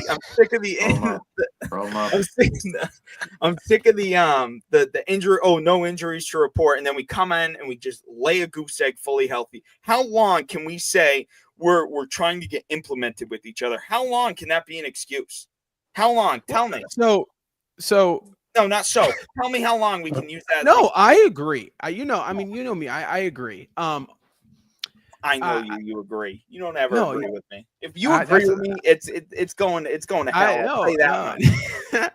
No, I know. In all seriousness, this should have been. Thank you. This has been. There's like a million of these comments. Yeah. What is going on here? It has been about a month too long of this. This should have been a 2-week stretch where Boston played bad. They recognized it. Oh, wake up call. We, blew a big game at home in Indiana. We lost on Christmas. Christmas really should have been the wake up call for Boston. Big time. I dressed up. I dressed up like an idiot and walked into that TD Garden. I did. And you know what? And they left me with a real stinker. Jumbotroned him once, and twice. Jumbotron me twice. But no, in all seriousness, it should have been Christmas. That should have been the wake up call for this team. Well, I was just going to ask you, how many more of these losses can it be a wake up call? None. I mean, at this point, but Justin, that Sacramento loss was the last straw. I mean, the fact that you add the cherry on top of losing to the 9-win Raptors, if this happens again, like double digits, and Boston loses to another bottom tier team for the next month, then it's going to explode on them. Like, and I get it, right? Like, if you're a player, who cares what the media has to say? Quite frankly, Jason Tatum, and they don't care what we have to say, right? We still love you. Still love you, absolutely. But like, they don't care. But like, the truth is, you ask me, when was this enough? The loss at home on Christmas on national television to the Philadelphia 76ers, that was it. Shit show. Yeah, the fact that this is happening almost a month later, Randy, it's ridiculous. Yeah. I mean, honestly, I don't think what you guys are saying is off at all. I mean, but can we just come to a census here right now? This is rock bottom, right? Like, we'll have our games down the stretch. Oh no, we don't want to get into the rock bottom conversation. No, we went through that in 2022. It's not about jinxing. No, he's not right. No, rock bottom is Jason Tatum and Jaylen Brown tearing their ACL, and we've lost 10 straight games. That's rock bottom. Rock bottom is you're rock bottom. No. Okay, well, no, I don't think. No, but let me ask you a question. For Celtics fans watching this season, this is rock bottom. I think you could say rock bottom compared to what we watched the first half of the season and coming off of last year. I think you can have that point, but this is not. Trust me. I'll show you rock bottom. I'll show you rock bottom, pal. For this season, is it rock bottom for this season? Yes, this is rock bottom for this season. Yeah, this right now. Yes. But overall, rock bottom could just go. We will have chip away further. Unfortunately, we will have our game chip away at that rock where we lose to our Hornets, or we lose to the Raptors again, or no hate to you, Justin, but to the Pistons again. Well, the Pistons would beat us right now for sure. 7-game series guarantee. In regards to this season, I think it is pretty safe to say. I mean, how much worse can it get right now? I mean, as fans, like look the way we're interacting right now. Like, just as super fans of this team, right? It doesn't get much worse. I mean, we come on here after the Celtics blow a team out, and we're all hyped. We're all like, let's go. And now we come on here, and what's the highlight? A 20-point game from Pritchard after we just got smoked by the worst team in the league. Like, it doesn't get much worse, right? Well, don't jinx it. It can, but we don't. This is what I'm saying. Don't go in that conversation, because we always talk about 2022. Oh no, it can't get worse. It just got worse and worse. It did get better. We'll say this is a good time talking about rock bottom, talking about how bad it got to discuss this. Wow. The lead tracker. That fourth quarter again. Fourth quarter. Also, something we haven't talked about, guys, here. Obviously, real quick, this Celtics, they only led by as much as 7 tonight. Toronto, they got their biggest lead up to 16. 6 lead changes. The game was tied only 4 times. Guys, now we have seen the trend of the Boston Celtics coming out very slow and sloppy. It feels like it takes Boston around the first 4 or 5 minutes to kind of realize, we have to lock in and engage ourselves. Now, this has been a consistent problem even when we were winning games. Now, at what point, I mean, is anything, so I guess my point is even if we say we win a couple games and it'll look kind of similar where we come out slow, is that true change, or does true change, are they Celtics going to show us they've turned the corner when they start coming out of games hot? Because in my opinion, they will tell me that they're back and they're ready to play when they are stringing together some games and they're coming out of the gate strong. I think, kind of just to point out what Justin talks about, just effort.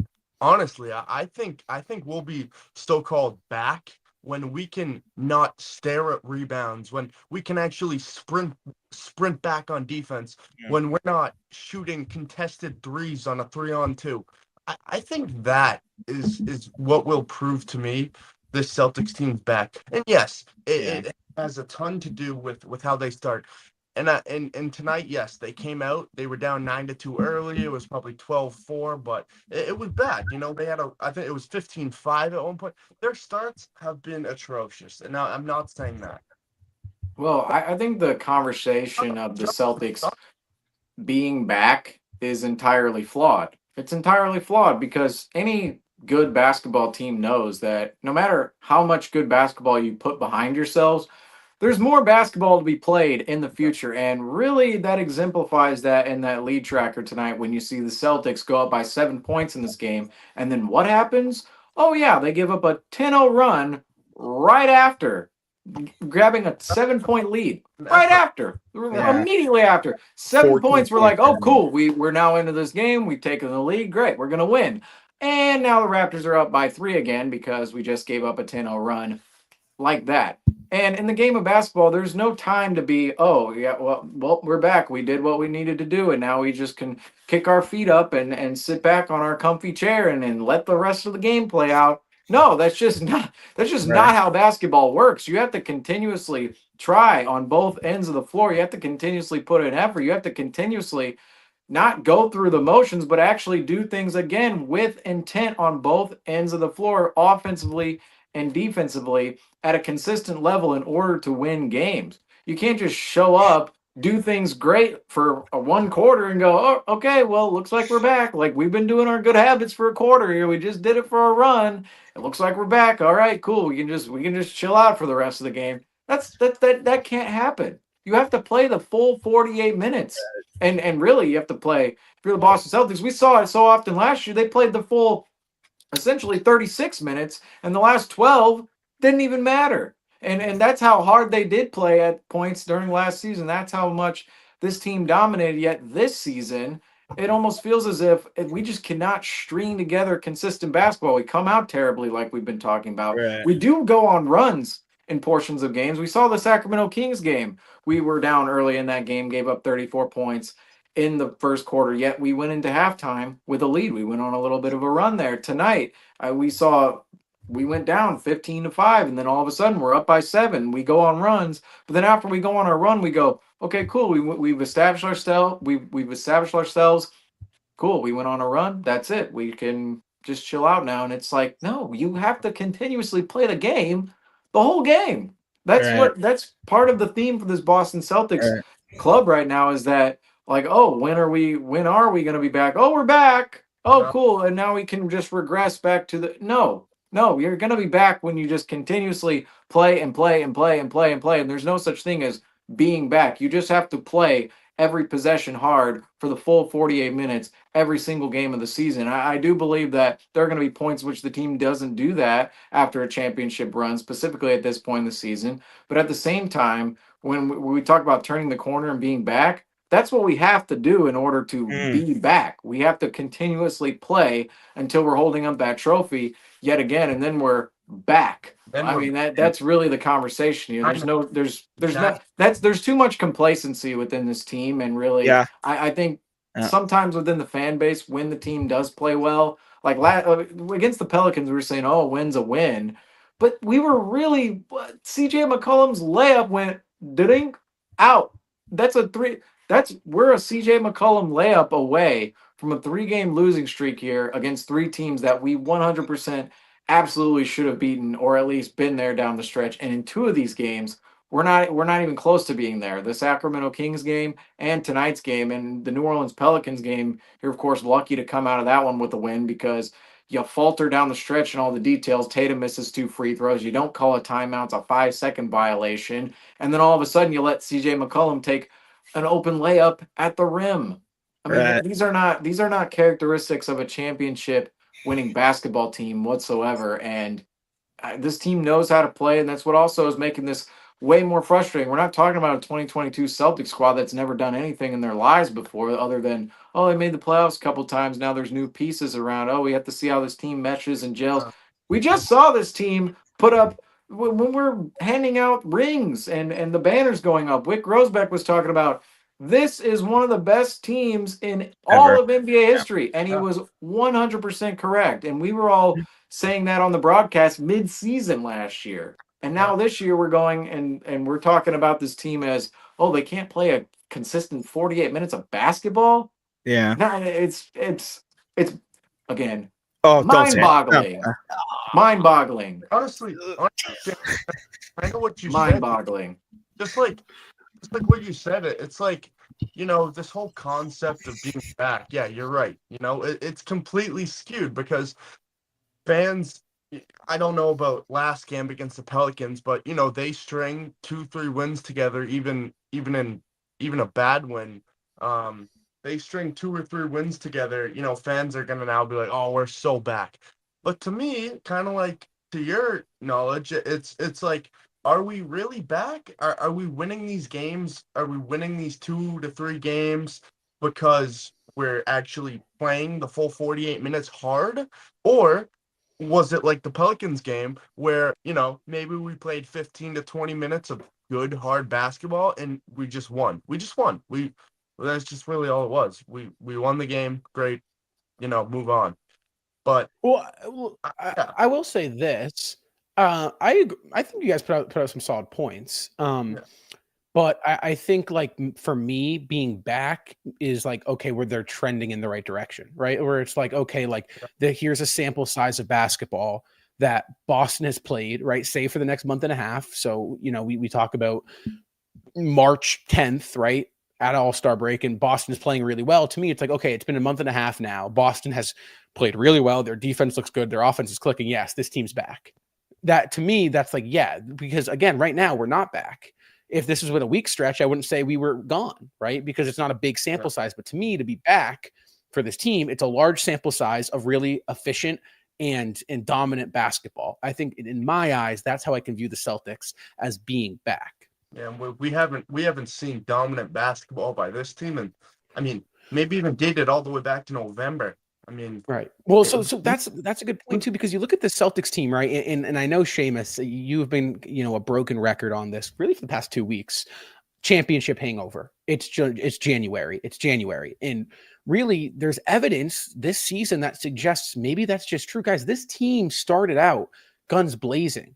And you'd figure they come out, they're playing for something to prove. They're like, okay, we got disrespected. They don't have KP. They come out, what are they, 19-5? I mean, they come out, they're flaming. The first team to drop off the 15-0 Cleveland Cavaliers. They're like, okay, these guys are for sure going to be back in the NBA Finals.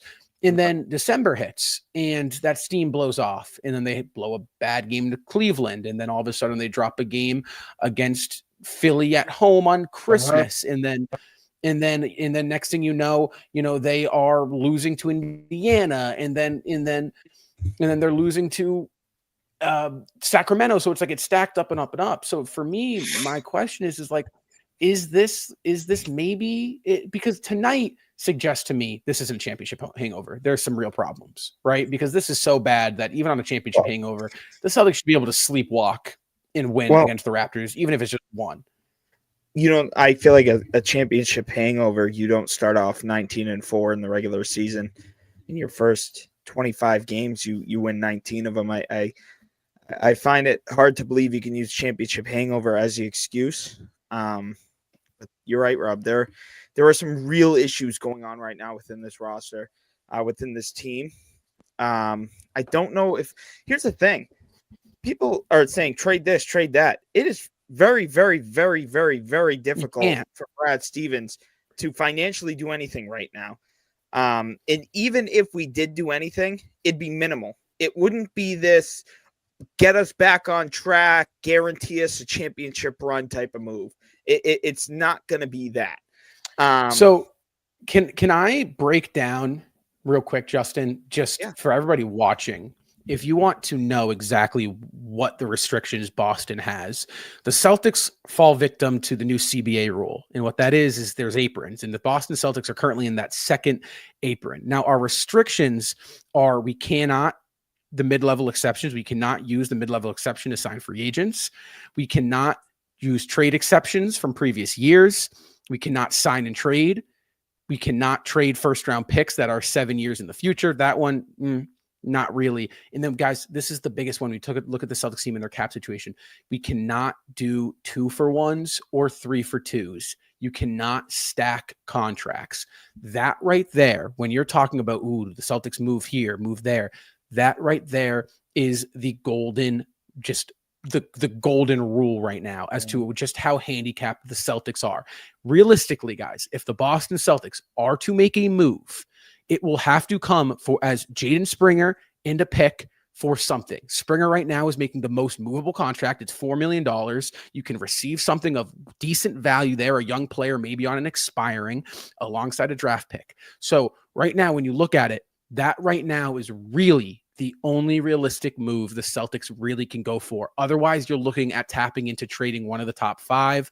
That's not going to happen. Brad Stevens is going to do that. Sorry, Justin. There's a lot of misinformation. No, but that's trades. I need to break it down. Understandable, and that's kind of my point. Is like, listen, there's not many moves that can be made, and even the moves that can be made, it's not going to be a significant.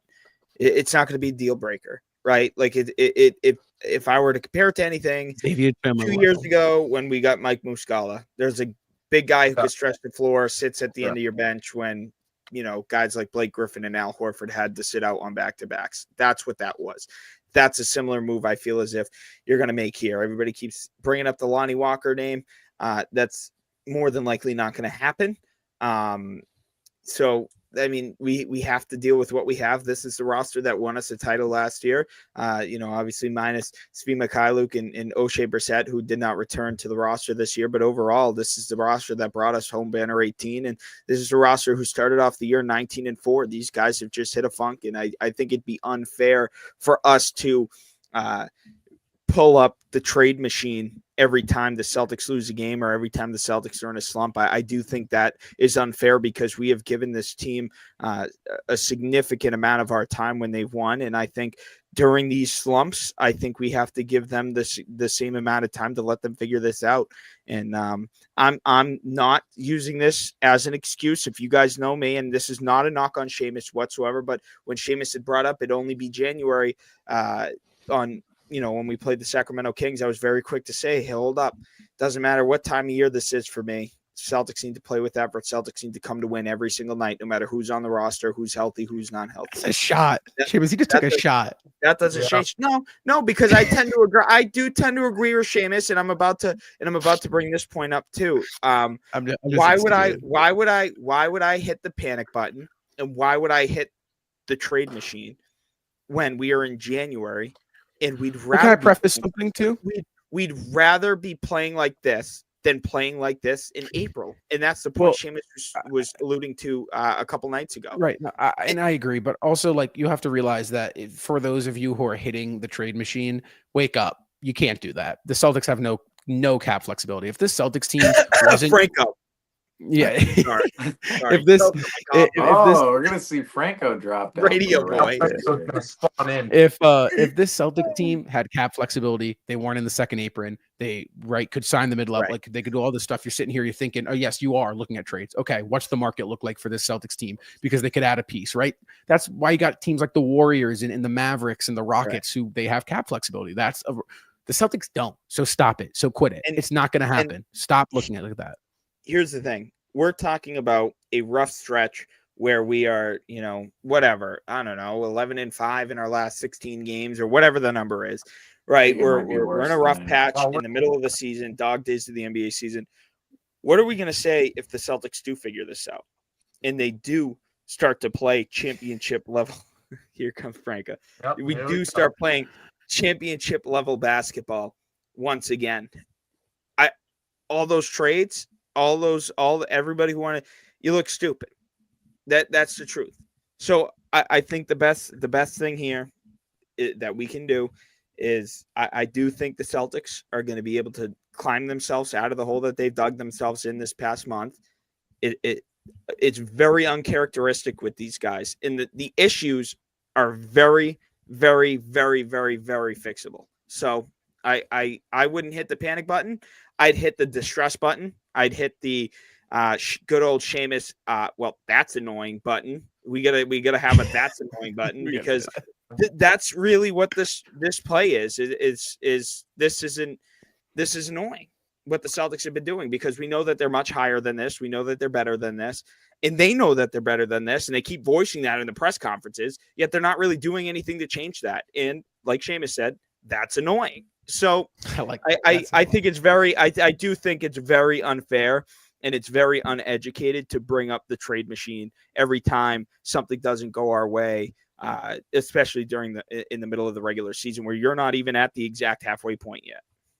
Now, Justin, you said we were 11-5 in our last 16 games. I know you're just throwing it out there. No, that was I know you're just throwing it out there.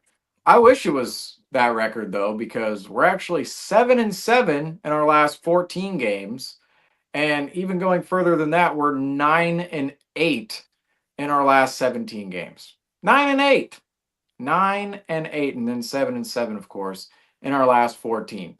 That's 500 basketball for over a month stretch. Over a month. This dates back to the Memphis loss on December 7th. Folks, it is January 15th. So that is a month and a week ago. Really, from that point, we are 9-8. 9-8. But in terms of the trade machine, this is where the Celtics certainly need to figure it out with the team they have now. There's not going to be, I agree with you, Justin, there's not going to be a deal breaker out there that we receive for, Jaden Springer. Oh, we're moving Tillman. Oh, we're moving a $2 to $4 million contract for what? For what? We already saw. Hello, we didn't want to spend money on Lonnie Walker earlier this season, and essentially the spot in which we're in, we just went over all the restrictions. We can't exactly add money to the books right now, and from that standpoint, the Celtics, they have what they have. If you're wanting to make a big move, if you're a Celtics fan out there, it's going to have to come with Drew Holiday, Derrick White, Kristaps Porzingis. There's no way the team moves Brown or Tatum at this point in time, but it's going to have to come with then Horford, Porzingis, White or Holiday. We're lost away from that being a conversation. And I don't see that with this team. You're not going to move Porzingis. You're not going to move Holiday. You're not going to move White, and you're likely not going to move Horford either. You're just not moving any of those players at this point in time. But that's what would need to happen in order for the Celtics to actually go out there and make a monumental move. And even from that standpoint, they can't stack contracts in order to actually get somebody good if you were to add up contracts from that standpoint. So going into the future, the Celtics team is going to look. Sorry, I have Meow Meow in here right now. I don't know. Meow Meow. You guys love Meow Meow. If you guys saw, she's messing with the tripod.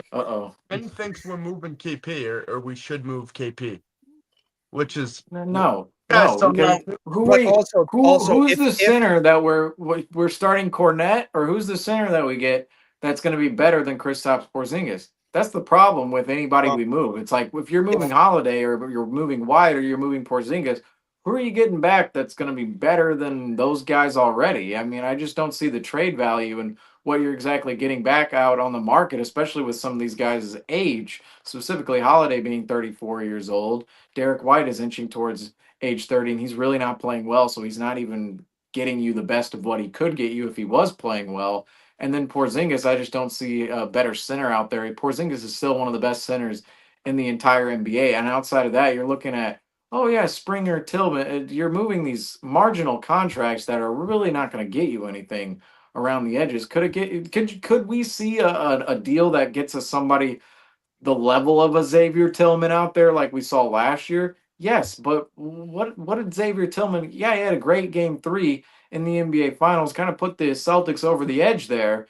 But the rest of the season, he had a game winner against Sacramento, and this season we're not even using him, so he's not really a needle mover for to use a Roman Reigns term. He's not a needle mover if you're talking about a player the caliber of Xavier Tillman. I don't know if you guys can hear Meow Meow. She's just going off right now. You're good. You're good. Meow Meow. Meow Meow. She's upset the Celtics are where they're at. She's putting her 2 cents in about she this. Gets it. The trade. I don't know machine. What you guys But think anyway, about. What do you think of a Walker Kessler? Where is that rumor coming from? I saw. I don't understand why Utah would move him. I have no idea. I saw that too. And it's because he's on the last year of his deal and they don't want to pay him. Yeah, I'm but doesn't he have isn't he on? Am I reading this wrong? Does he have another year next year? No. Or is that it? This is the last year. Let me go look this up real quick. Pretty sure he's up because he's been in, not even just with Boston, he's been in a lot of trade rumors recently. Walker Kessler, I mean, again, it's kind of one of those deals where, what, are we going to give up a first-round pick later on in the future for Walker Kessler? I don't really know if that would be the most efficient thing to do if you're the Boston Celtics at this point in time. I mean, he's She is. good versatile. I mean, he's good on both ends of the floor. I don't know exactly what contracts would look like. How would that even? Yeah, be Walker Kessler has one more year after this year. That's why I just can't see why Utah would move him. He's at $4.8 million next year. He's 2.9 this year, and really $3 million this year if you want to round up. 4.9 next year if you want to round up. That's why I don't understand why Utah would just move Walker Kessler $2 million. I mean, what are you even fetching for a $3 million deal and the young player Walker Kessler? And then that also builds onto the conversation within the Celtics organization is, well, if you were to go out there and get Walker Kessler right now, first of all, what are you giving up for Walker Kessler in terms of the actual contracts you're sending in picks? Because Utah would want picks for Walker Kessler. That's really what they would want in terms of getting something back for him, not other contracts. And then secondarily, with Walker Kessler, are you going to be the team that pays him if you're the Boston Celtics, or are you just going to trade a future first-round pick for a player who's eventually just going to walk in 2026? So I see the Walker Kessler thing as a little odd in terms of just Utah wanting to move him initially. I don't really see, like, yeah, you could get some picks out there for him maybe, but I see that as a player that Utah would just want around. Like, why wouldn't you pay him? What is his market price? It cannot be that much when it comes to restricted free agency in 2026. I don't understand why Utah would be so antsy to trade him at this year's trade deadline. I really don't. There's a point I'm going to make right here because Franco's sending me an abundance of videos right now of me laughing at him during the Detroit post-game show with Brennan and Franco. And basically, I'm laughing at the idea of Franco saying we should trade away one of the starters and have Peyton Pritchard start. And I'm laughing at him because, first of all, that's just not really going to happen. It's possible, but very, very highly unlikely. And second of all, I do agree Peyton Pritchard could be, especially on other teams, a starting caliber player. But again, to my point earlier when we were talking about this earlier tonight in this post-game show, you don't do that. Like, this bench is already thin enough in production. I mean, for me, it doesn't even start with Peyton Pritchard. It starts with Sam Hauser, man. I mean, Sam Hauser is so off on his shooting. I'd love to say he's at least off and on, but he has been off all season long. Yeah. And I understand, I have to give him credit defensively because he's been able to hold his own, at least compared to his first 2 years in the league. He has had a significant improvement on the defensive end with his active hands. His footwork has gotten tremendously better as well. So I don't want to discredit his progression there. But at the same time, he's not giving you much if he's not hitting that three-point shot, which is why he got extended to this team, why he got paid the money he got paid to this team.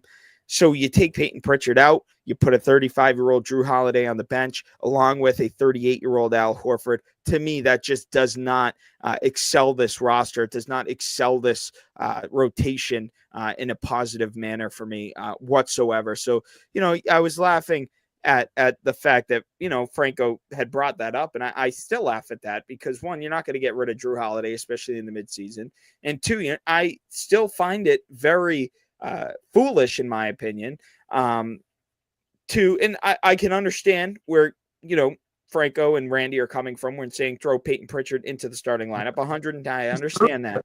But at the same time, I can't say I agree with throwing him in the starting lineup because I do think it would ruin the mojo at which this Boston Celtics roster have. And I really think we talk about being balanced and being unbalanced. I think it would really make this roster significantly unbalanced if you took Peyton Pritchard off that bench. Guys, we talk about it all the time with the starting five, especially this last month. We talk about the slow starts. Guess who's picking up those starters? Guess who's bringing these guys off these cold starts. It's Peyton Pritchard coming in at the 7 to 8 minute mark in that first quarter, and he's providing that spark, that energy off the bench. And at times, most nights, especially a time like tonight, Peyton Pritchard's the only guy producing off the bench. I mean, obviously, I got to give my guy Luke Cornett credit with the high screen and rolls in that dunker spot. He does play a significant role in this roster. But as far as productivity-wise and scoring-wise, it's Peyton Pritchard off the bench every single night, night in and night out.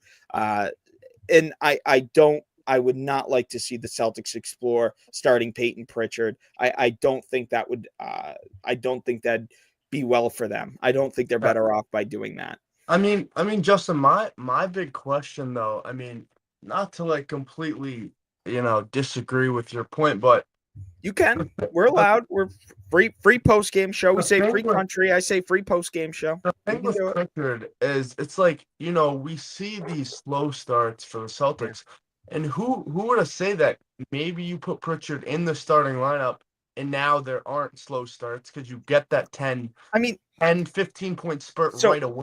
And then, Drew comes in. We know what he's capable of. Maybe he hasn't been great this year, but we know his capability. Pritchard comes in, he has a spurt. Maybe Derrick White's not shooting good, so you sub in Drew for Derrick White, or vice versa. You put Derrick White on the bench and Drew starts with Pritchard. You have so many options. So I'm just trying to think, where are like the negatives really coming from when you put Pritchard in and then maybe you get the points right away. Well, and then off the bench you take a gamble and hope maybe Drew gives you 8-10 points. Well, when are we going to start talking about the other guys like Jason Tatum and Jaylen Brown? Two guys who consistent. That's the thing. Usually. Who? Brown and Tatum, they're usually pretty consistent. This past month? Month yeah. and a half that we're in this tough stretch that we're talking about switching up the starting lineup. Do you think they've been consistent? But Tatum, and do you think Peyton Pritchard? Do you think Peyton Pritchard will help fix the consistency of Jaylen Brown and Jason Tatum? That's what I was talking about. Like, it's not even just the scoring. He gets downhill. He muscles people up. He gets his way to the rim. He collapses the D. He gets 3 guys, closing in on him when he's in the paint because they're afraid he's gonna blow by them. And then he kicks it out to one of the shooters, who in this case had been like Drew Holiday and Derrick White, who once again have not been hitting the threes that are wide open. But not to that point. I'm just saying that maybe he, you throw him in the starting lineup and he gets downhill and then he hits Brown and Tatum, who will hit the 3, unlike Drew and Derrick this year. So I don't know. I'm not saying one's right here, one's wrong. I'm just saying at this point in the season, we know the strengths and weaknesses of our starting lineup and of our bench. And I don't know, I think there's more positives to come from Pritchard starting than negatives. That's kind of just what I'm getting. I personally don't think starting Peyton Pritchard or moving Drew Holiday to the bench, that's just not going to solve too much for this team right now, because I think it has to do internally with how this team processes the games in which are going by them and really how much they're engaging themselves in those games, because this team is still very good. They're still 28-12. We're still only 3 games behind where we were last year. If we won tonight, we would have been 2 games behind where we were last year at this point in the season, the same date, January 15th. All right. So from that standpoint, it to me, this team is still very good. We saw a 19-4 start, and the starting lineup has really, this was what, their 5th game together? The top 6 this is their 5th game together all season. They need to figure it out on their own at the top. And I think we can't just abandon, we saw this dominant lineup last season. We saw this dominant lineup to begin the season. And all of a sudden, maybe we should bring Peyton Pritchard off the bench and throw him into the starting lineup. I don't think that really fixes what the Celtics need to fix right now in terms of how they're playing on a nightly basis. I think it has everything to do with those guys going out there, specifically the starting 5, and executing the way they know how to execute. And that's with effort, energy, and intensity on both ends of the floor. They know what they need to do in order to be a good basketball team. It's just that they're not doing those things right now. And that's what makes this ultra frustrating at this moment in time, because we just saw one of the best NBA seasons in history out of the squad last season. Yeah. We saw a good start to the year this year. And now all of a sudden the team in the last really 17 games, they're 9-8, last 14 games are 7-7. They just cannot find a consistent string of play, whether that be literally within their wins and losses, but actually, if you look at it in specific games, even in the wins and the losses, the team goes back and forth with playing well, playing terribly, playing well, playing terribly, and not putting their foot on the gas pedal. And I think that's really what the fix needs to be at this point in time is the team going out there and playing the brand of basketball that, again, they've said it a million times already in their press conferences, but the brand of basketball they know how to play and execute. That's what's going to fix this team right now. And I think any conversation of a lineup change, that's just not going to do anything if this team can't execute the way we know they can execute. Because tonight, the execution was terrible on both ends of the floor. Offensively, we couldn't get anything going. If you put in Pritchard in that starting lineup, what about the rest of the floor? What about the bench coming in? I don't think it does anything. I think it can be an interesting conversation in time, but at this point in time, I just don't think it's something that really is going to change anything for the Celtics because of what their actual problems are. If you split two players around, well, it still doesn't account for the four other players out there on the court and what they need to do in order to execute for the entire team to win. So I wouldn't be if this persisted over the next 2 weeks to a month. I would be more in the conversation, maybe starting Pritchard, sure, but maybe trying something different. I think that's really what the conversation has to be. But at this point, I think that it goes beyond what just swapping a player or two from the starting lineup. I just don't. I don't see that being the fix, the equation to the fix. Well, here's the thing, Seamus, right? The only reason I really said that is it's just strictly because, we are talking about effort and hustle and who consistently night in, night out off the bench gives everything. He might go out there and lay a complete egg, right? But he is out there, just like you talk about, Justin, with Luke Cornett. He's out there, he's hustling, he's putting his effort in. And yes, I'm gonna say right now, Pritchard has more games that, he is 100% effort in our good games than he has 100% effort in our stinkers. And that's the part that I think that is really the reason I think I don't want it to get to the point like you guys talked about that now it's gonna persist for the next month and now we drop to third or fourth in the East. I think right now we're still not in a bad spot. We're second in the East.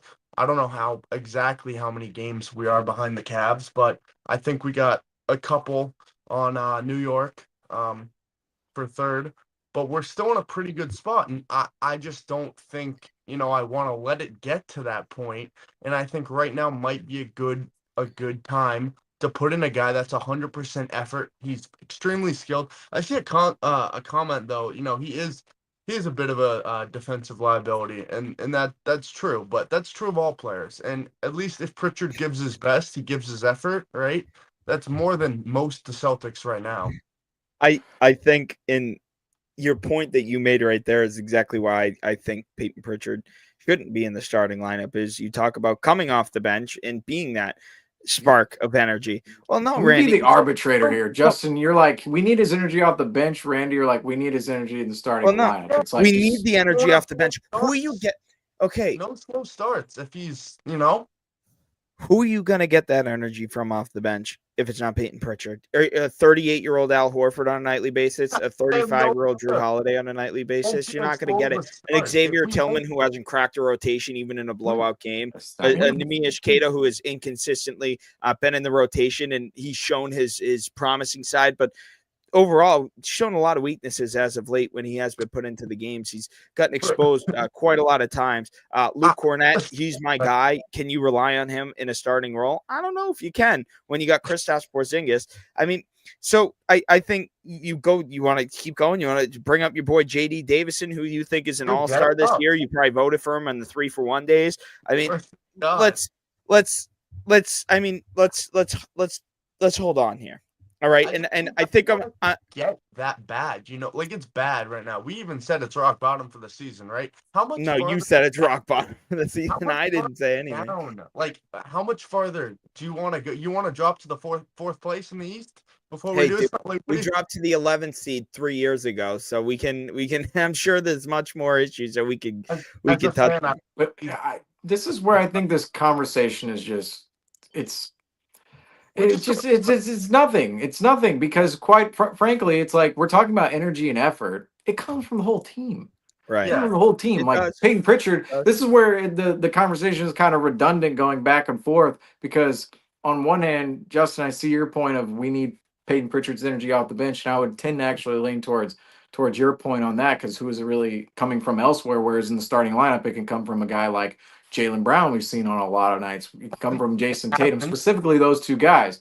And if you put Peyton Pritchard in the lineup, you are stacking all that potential energy boosters on one lineup to start the game. But I also see your point, Randy, of okay, the starters right now are not coming out with energy. And if you insert Peyton Pritchard into the starting lineup, that's when the starters start to kind of build up that energy presence earlier in the game. We start getting out to better starts. But regardless of this conversation, in my opinion, it's not Peyton Pritchard coming off the bench or not coming off the bench that's fixing the Celtics team right now. It's just not. It's everybody else. You could put Peyton Pritchard in the starting lineup. Maybe you'd have a better start, but then that has to persist throughout the game for the rest of the starters. Well, and really, that's what I see here. Is it's coming more as the problems of the Boston Celtics are more as a collective team rather than just one player's not out there doing well. Oh, this what can we just ship? It's really the entire team right now. And we could point fingers at Derrick White. We could point fingers at Drew Holiday, Al Horford, Porzingis, Brown, Tatum, whoever you wanted to point fingers at. But it really is the whole entire collective group. That's why I would stray away from doing anything with the lineup right now because I really don't think one lineup shift is going to just be magical for this team. Like, and all of our problems are fixed because Peyton Pritchard is now not coming off the bench. Right. It's going to come with the execution of Brown, Tatum, Porzingis, Holiday, White, no matter what points they're in the game and not. Really, it's the entire team. Right. Listen, the Celtics have struggled. I'm going to close out the show here. Guys, the Celtics have significantly struggled. They have a back-to-back coming up at home. They have Orlando on Friday and then Atlanta on Saturday. Hopefully the Celtics can get a couple of wins here. They drop a tough one tonight, 110-97 on the road into the hands of the Toronto Raptors. Peyton Pritchard was your player spotlight tonight, presented by SeatGeek. Use code Celtics Weekly at checkout for $20 off your first purchase. We'll have you covered for Celtics postgame live on Friday night as hopefully we're recapping a Celtics win. If not, we're going to be talking a whole lot of Peyton Pritchard. No, I would guarantee Celtics win against Orlando Magic. Oscar, come free, my man. The Orlando Magic, who have been balling, they've been balling this year. We love Paolo Banchero, big fan of him. But big one on Friday night. We will catch you guys then. Until now, that's Seamus, that's Randy, I'm Justin. Thank you for sticking around with us. It's morning time here on the East Coast. We'll catch you guys in the next one. Go Seas.